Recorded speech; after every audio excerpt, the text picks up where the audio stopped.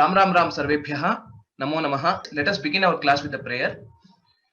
Gurureva gatir gurumeva bhaje gurunaiva sahasmi namo gurave na guroh paramam shishurasmi guroh matirasti gurau mama pahi guru. Sanskritam kathamasti? Sanskritam sulabhamasti. अतः किं कर्तव्यं? किमर्थं सुलभमस्ति? संस्कृत भाषा सरला भाषा, अतः अहं संस्कृतम् अवश्यं पठामि, वयं संस्कृतम् अवश्यं पठामः. With that, let us start learning the subhashitani, the next set of subhashitas. Pradoshe deepakashchandraha. प्रदोषे दीपकश्चन्द्रः प्रभाते दीपको रविः. प्रभाते दीपको रविः त्रैलोक्ये दीपको धर्मः. त्रैलोक्ये दीपको धर्मः सुपुत्रः कुलदीपकः. सुपुत्रः कुलदीपकः सुपुत्रः कुलदीपकः. धन्यवादाः. प्रदोषे दीपकश्चन्द्रः प्रभाते दीपको रविः त्रैलोक्ये दीपको धर्मः सुपुत्रः कुलदीपकः. लालयेत् पंचवर्षाणि. लालयेत् पंचवर्षाणि. 10 वर्षाणि ताडयेत्. 10 वर्षाणि ताडयेत्. प्राप्ते तु षोडशे वर्षे. प्राप्ते तु षोडशे वर्षे. पुत्रं मित्रवदाचरेत्. पुत्रं मित्रवदाचरेत्. धन्यवादाः. लालयेत् पंचवर्षाणि 10 वर्षाणि ताडयेत्. प्राप्ते तु षोडशे वर्षे पुत्रं मित्रवदाचरेत्. स्वगृहे पूज्यते मूर्खः. स्वगृहे पूज्यते मूर्खः. स्वग्रामे पूज्यते प्रभुः. स्वग्रामे पूज्यते प्रभुः. स्वदेशे पूज्यते राजा. स्वदेशे पूज्यते राजा. विद्वान् सर्वत्र पूज्यते. विद्वान् सर्वत्र पूज्यते.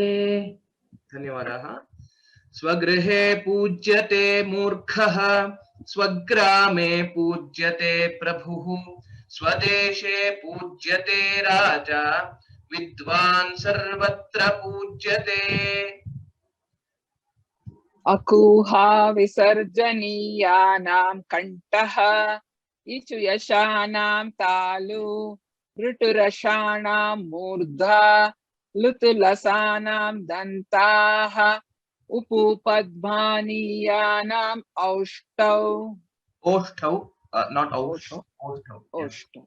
And also Mahaprana at Kantha was not heard correctly. Murdha I was able to recognize, but with more Practice. experience, yeah, you'll be able to get it correct. Okay, you can continue telling the next sutras as well.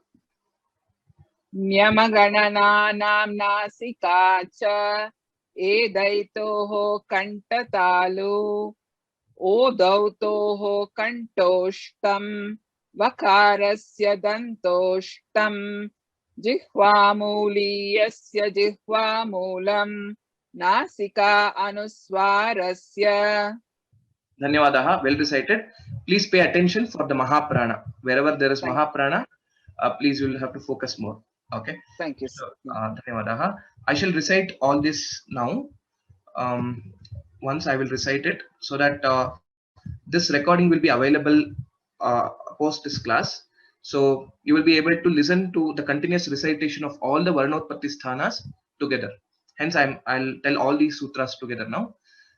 Atha Varnotpatti sthanani akuha visarjaniyanam kanthah इचुयशानां तालु, ऋटुरषाणां मूर्धा, ऋतुलसानां दन्ताः, उपूपध्मानीयानाम् ओष्ठौ, न्यमगणनानां नासिका च, एदैतोः कण्ठतालु, ओदौतोः कण्ठोष्ठं, वकारस्य दन्तोष्ठं, जिह्वामूलीयस्य जिह्वामूलं, नासिका अनुस्वारस्य. So kindly practice the Subhashitani and the Varnotpatti Sthanani. Now let us revise the names of the fruits that we have learned in our previous class. Can you start reading out the names? Amraphalam, Very good. mango. Kadali phalam, banana. Sevaphalam, apple. Ananasah, pineapple. Drakshaphalam, grapes. Madhukarkati, papaya. Sitaphalam, custard apple. Narangam, orange. Kalingaphalam, watermelon. Bahubijaphalam, guava. Dadimaphalam, pomegranate. Narikelam, coconut. Very good. Very well recited, Bhagini. Dhanyavadaha. So in general, these names of the fruits we have learned, a few of them which have been given in the textbook.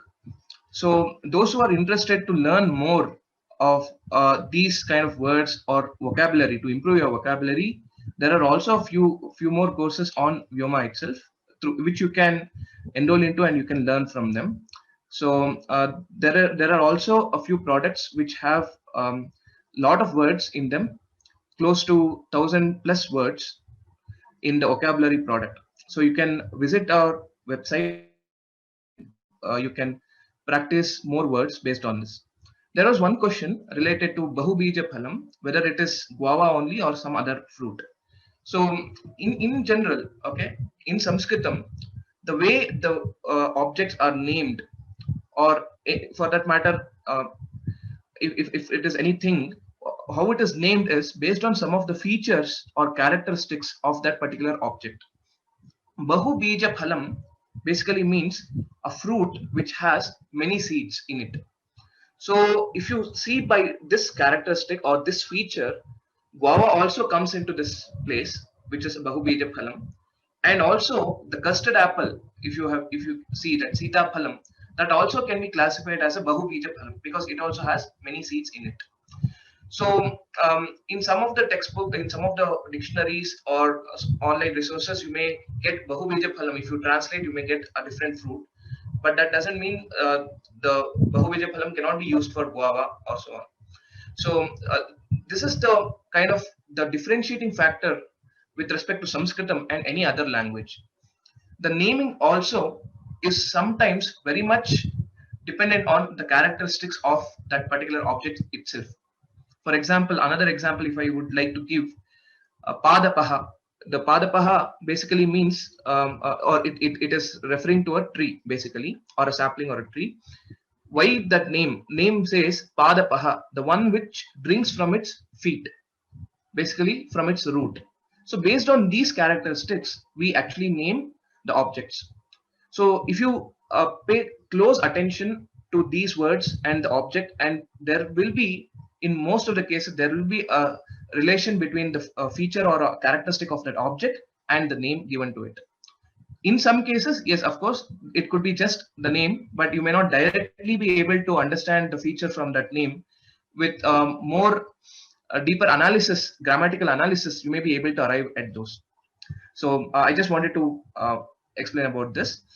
So we shall proceed further with the Shabda Rupani and Dhatu Rupani.